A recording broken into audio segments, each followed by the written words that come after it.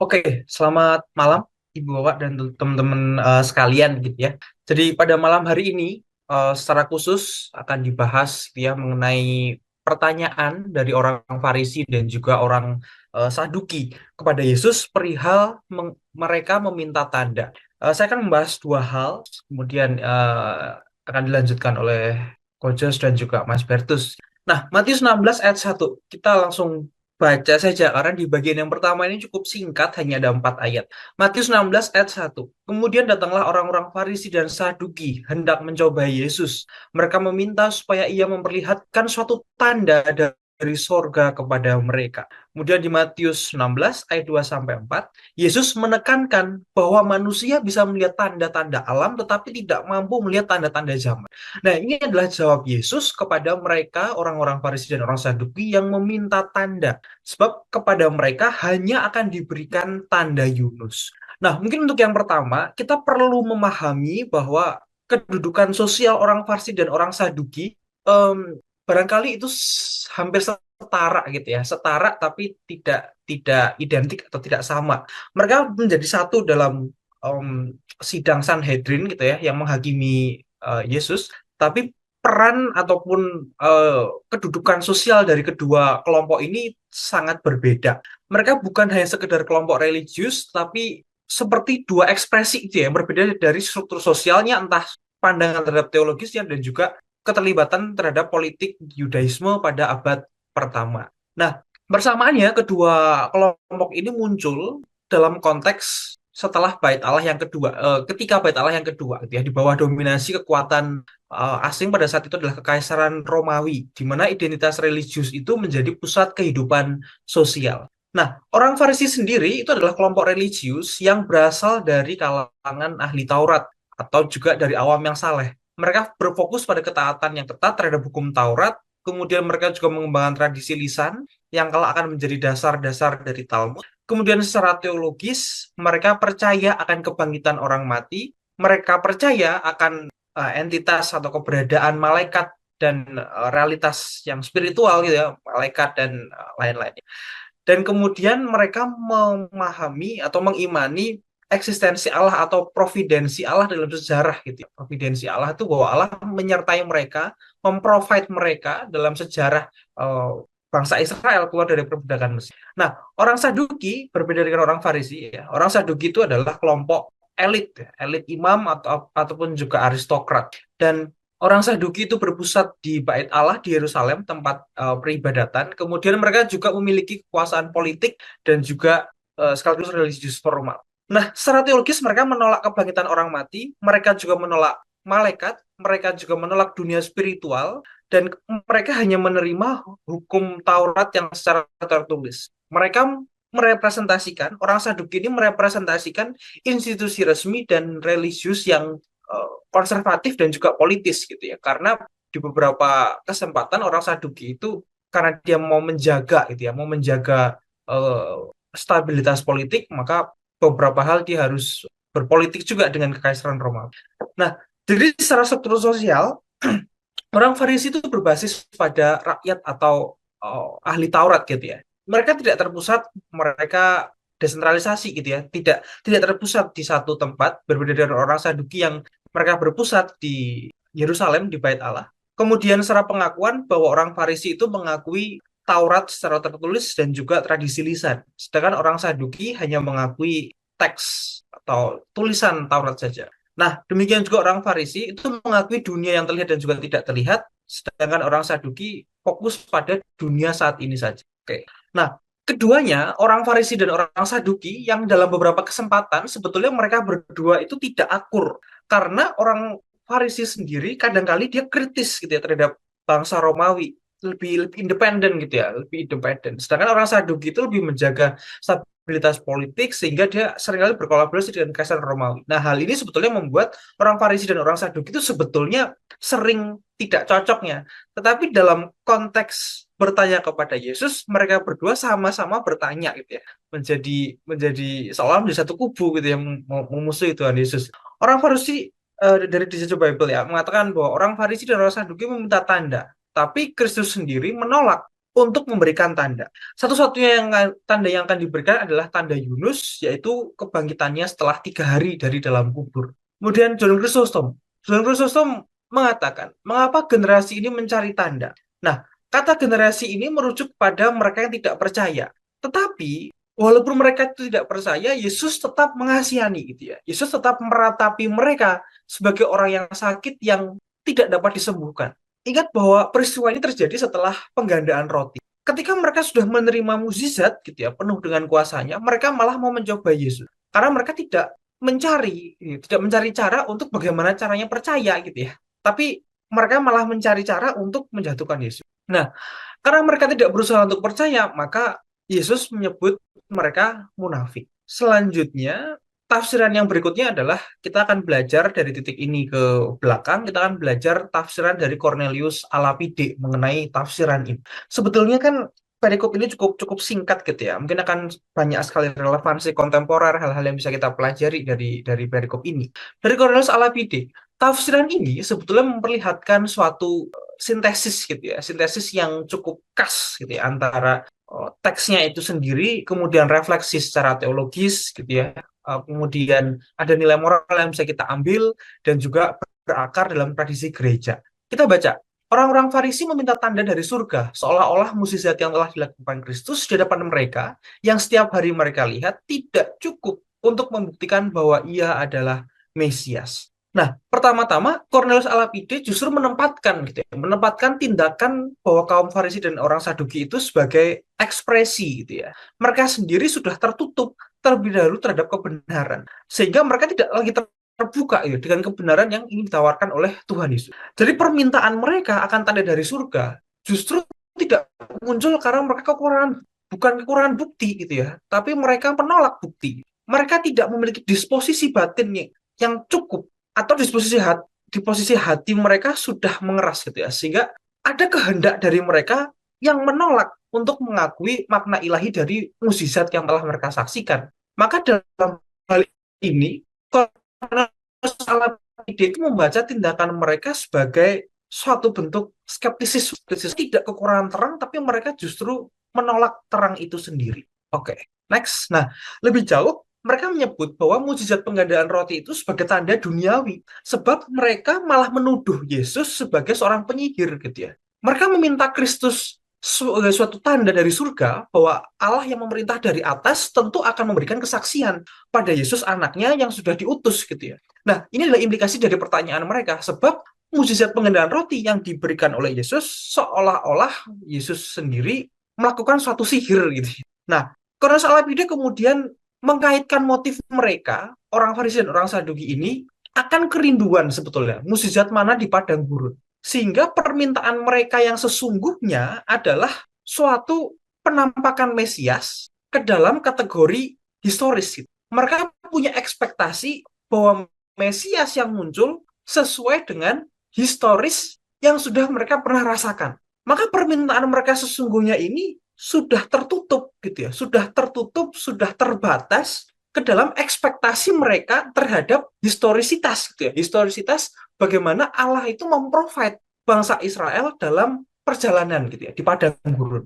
Nah, tentu menurut Cornelius a Lapide ini adalah suatu reduksi ya, pengkerdilan makna bahwa Mesias yang hadir adalah Mesias yang mampu memprovide mereka secara badaniah gitu ya. Ketika mereka ada di padang gurun, mereka meminta mana di padang gurun dan tidak lama kemudian ada mana yang turun dari langit. Nah, mereka juga berpikir bahwa semestinya bisa dong, ya.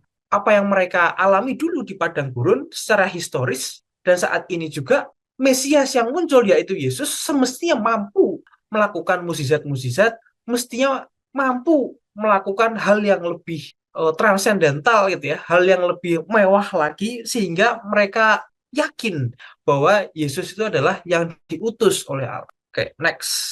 Nah, ini adalah jawaban Kristus yang menurut saya cukup cerdas gitu ya. Cornelius a Lapide mengatakan bahwa kamu tahu membedakan rupa langit, tetapi tidak dapat membedakan tanda-tanda zaman. Sebab nubuat para nabi dan mukjizat yang dilakukan Kristus dengan jelas menunjukkan bahwa Mesias telah datang. Cornelius a Lapide ini mengutip apa yang dikatakan oleh Tuhan Yesus dalam kitab suci. Menurut Lapide mengandung suatu ironi gitu ya, ironi yang cukup tajam bahwa manusia itu mampu membaca tanda-tanda alam, tapi tidak mampu untuk membaca tanda-tanda zaman, yaitu kehadiran Allah sendiri dalam sejarah keselamatan. Nah, di sini Cornelius Lapide mengembangkan suatu argumen bahwa seandainya manusia mampu menafsirkan fenomena yang alamiah gitu ya, yang sifatnya kontinu, yang sifatnya terus-menerus, maka terlebih lagi semestinya juga mampu mengenali tanda ilahi yang sudah dinyatakan terus-menerus juga, bukanlah karena mereka tidak berintelektual gitu ya, tapi bentuk suatu kebutaan yang berakar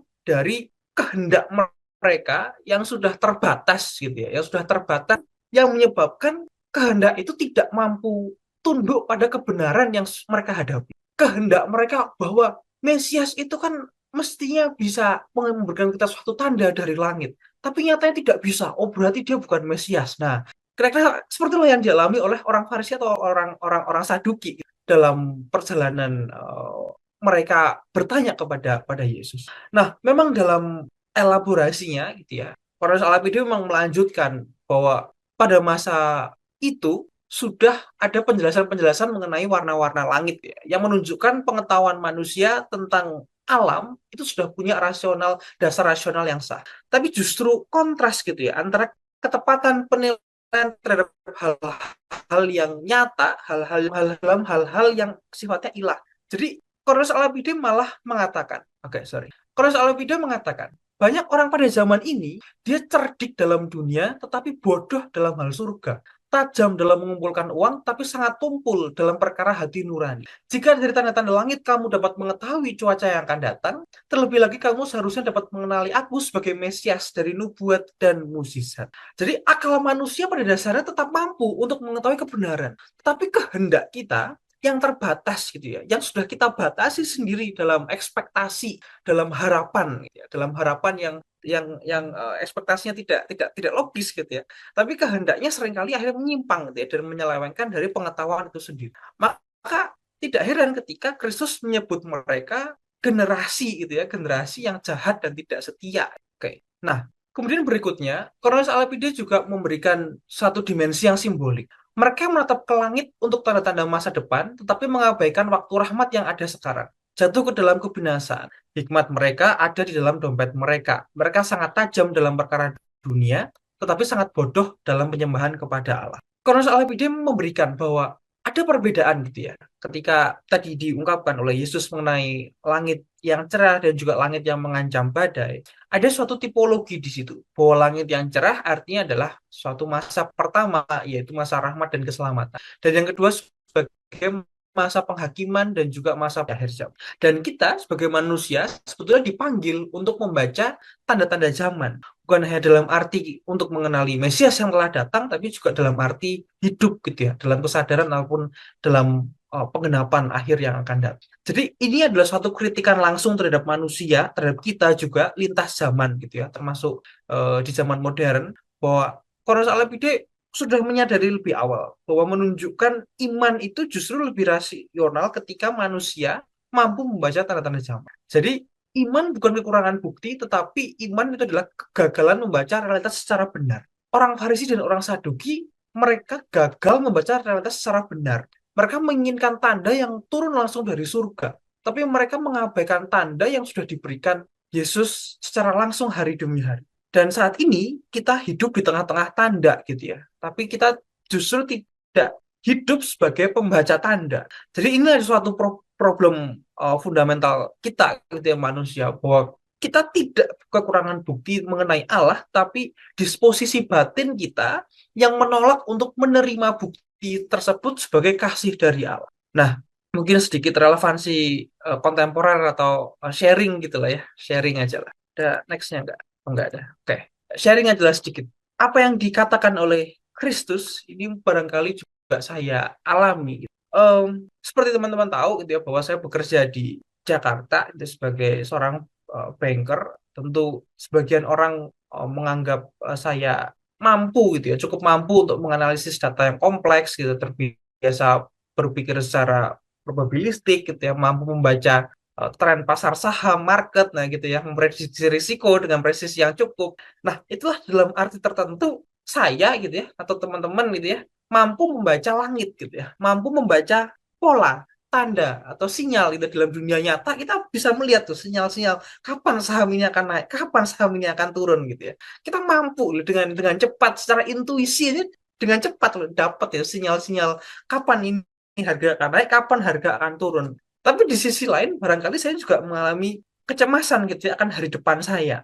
Apakah saya mampu hidup sampai akhir nanti gitu ya? Apakah ketika saya membangun keluarga nanti justru saya yang lebih dahulu meninggal gitu ya? Sesekali saya bertanya tentang Tuhan, apakah Tuhan kepastian yang jelas? Dan kecenderungan inilah yang barangkali kita semua alami.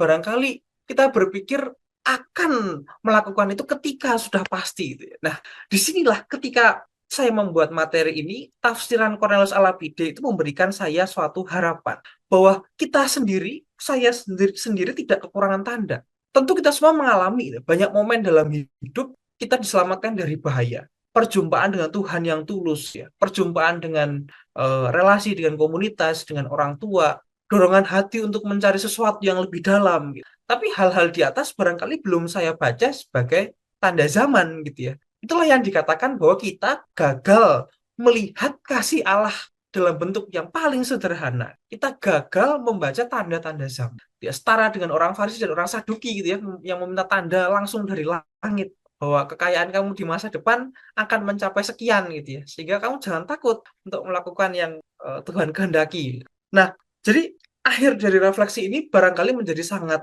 personal. Kita sering menghadapi fakta ya, dan manusia kan selalu dikejar oleh fakta. Tetapi membedakan seseorang dalam menghadapi fakta adalah interpretasinya. Faktanya sama, interpretasinya bukan eh, bisa berbeda gitu. Dan inilah dimaksud oleh Cornelius Alapide. Bukan kurangnya realitas, bukan kekurangan fakta, tapi pemaknaan atau cara membaca realitas itu sendirilah yang mesti kita ubah.